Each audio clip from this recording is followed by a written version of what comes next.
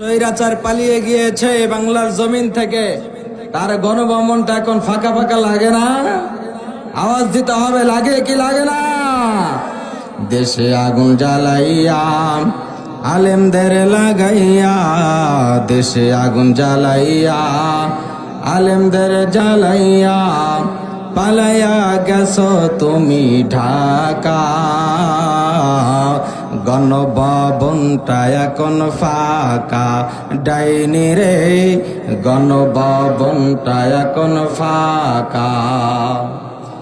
আরে মিথ্যা মামলায় ফাঁসি দিলে কত সোনার মানুষের, কত বড় ডাইনে যে তুই মায়ারে তোর অন্তরে। ঠিক না বেঠে? মিথ্যা মামলায় ফাঁসি দিলে কত সোনার মানুষের, কত বড় ডাইনে যে তুই মায়ানে তোর অন্তরে। পলকের ঝলক তো আর নাই, বুবুর টাকলা মুরাদ নাই। পলকের ঝলক তো আর নাই, বুবুর টাকলা মুরাদ নাই। সবাই মিলা চইলা গেছে ঢাকা। গণভবনটা এখন ফাঁকা বুবুরে, গণভবনটা এখন ফাঁকা ডাইনি রে, গণভবনটা এখন ফাঁকা। দেশে আগুন লাগাইয়া জনতার জ্বালাইয়া, দেশে আগুন লাগাইয়া আলেমদের জ্বালাইয়া, চইলা গেলে একা তুমি ঢাকা। গণভবনটা এখন ফাঁকা বুবুরে, গণভবনটা এখন ফাঁকা। ঠিক না বেঠে? এই জমিন কার? এই জমিনে কথা হবে কার? এই জমিনে কোন স্বৈরাচার শেখ হাসিনার কথা কোন আলেম বলতে পারবে না। আর যেই আলেম শেখ হাসিনার নামে প্রশংসা করবে, বাংলার জমিনে তার পিঠার চামড়া তুলতে ফেলতে হবে। কথা বলেন ঠিক কিনা? মুসলমান তাকবীর দিবে, মুসলমান আল্লাহর জন্য। কোন স্বৈরাচার কোন শেখ হাসিনার কায়দায় বাংলাদেশে কথা বলতে পারবে না। এরকম পরিস্থিতি আল্লাহ তাআলা আমাদেরকে দিয়েছেন, আলহামদুলিল্লাহ বলেন। আগে আলেমরা কথা বলতে পারে নাই, আগে আলেমরা শেখ হাসিনার বিরুদ্ধে কিছু বলতে পারে নাই। সেই পরিস্থিতি আল্লাহ তাআলা এখন আমাদেরকে করে দিয়েছেন। আপনারা খুশি না বেজার? কারা কারা খুশি হয়েছেন একটু হাত তুলে দেখি তো, দেখি। লিল্লাহে তাকবীর, আরো জোরে লিল্লাহে তাকবীর। আল্লাহ তাআলা কবুল করুন। হাত নামান। আমার বাবাজিরা, বলতে গেলে অনেক কিছু বলা যায়, কিন্তু বর্তমান প্রেক্ষাপটে যেটা হচ্ছে, আমরা যারা এই জায়গায় বসে আছি, বলেন তো দেখি, আমরা কি সকলেই মুসলমান? আমার কথা বুঝে থাকলে জোরে সাউন্ড দিতে হবে। বলেন, আমরা কি সকলেই মুসলমান নাকি হিন্দু খ্রিস্টান আছে? কথা হবে একমাত্র এই কোরআন থেকে, হাদিস থেকে। বাহিরের কোনো কিচ্ছা কাহিনী বলার সময়, কোন ল্যাংটা বাবা, খাজা বাবা, কুত্তা বাবার কথা বলার সময় এই জায়গায় কথা হবে একজনের। তিনি কে?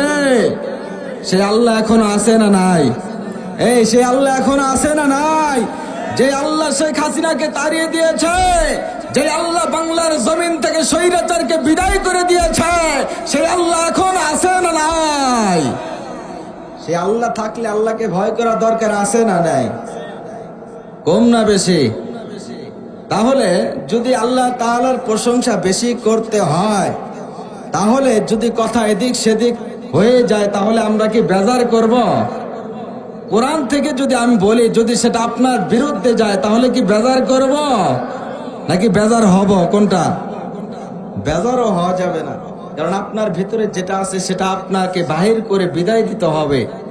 এটার নামই হচ্ছে ইসলাম। ইসলাম এটাই শিক্ষা দেয়, একজন মানুষ ভুল পথে আছে, তাকে সংশোধন করার জন্য তাকে তোমরা কোরআন থেকে মেসেজ দাও, তাকে তোমরা হাদিস থেকে মেসেজ দাও। তিনি যদি ভুল পথ থেকে যদি সঠিক পথে আসতে পারে, এটাই নাজাতের উসিলা হয়ে যাবে। সুবহানাল্লাহ।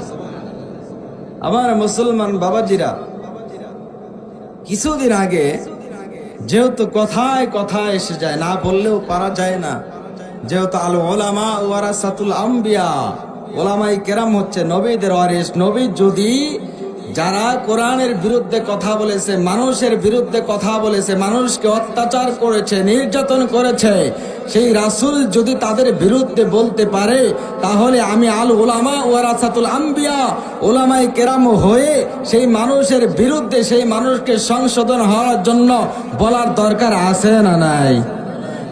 কোন দিকে মনোযোগ আছে না নাই? তাহলে আমার বাবাজিরা, আপনারা সকলেই জানেন, এই জায়গায় যারা বসে আছেন, একজনের জবান বন্ধ করে রাখবেন না। বলেন তো দেখি, বাংলাদেশে কিছুদিন আগে ওসমান হাদি নামক একজন ছেলেকে হত্যা করেছে কি করে নাই? করেছে কে? করেছে কে? করেছে। প্রমাণও বের হয়েছে, কিন্তু ধরার মতো টেকনিক এখনো বাংলাদেশের বর্তমান যে সরকার আছে তিনি খুঁজে পাচ্ছে না। সরকার এমন সরকার হয়েছে যে সরকার ওসমান হাদিকে, এমন একজন ছেলে যিনি 25শে জুলাইয়ের আন্দোলনের মধ্যে তিনি অন্যতম ভূমিকা রেখেছিল, সেই ছেলেকে দিনে প্রকাশ্যে মানুষের সামনে গুলি করে পালিয়ে যায়।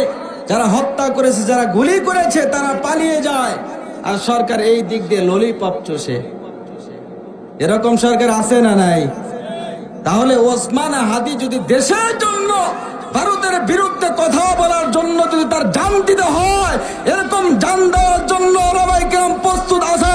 এ মুসলমান, টেকনাফ থেকে তেতুলিয়া, রূপসা থেকে পাতুরিয়া, বাংলার যেই জমিন থেকে স্বৈরাচারের নামে স্লোগান হবে, সেই জায়গায় কোনো যদি আওয়ামী লীগের দোসর থেকে থাকে, ও মুসলমান, আপনাদের পায়ে ধরে বলে যাই, তাদের পিঠের চামড়া বাংলার জমিনের মানুষ সহ্য করতে পারবে না।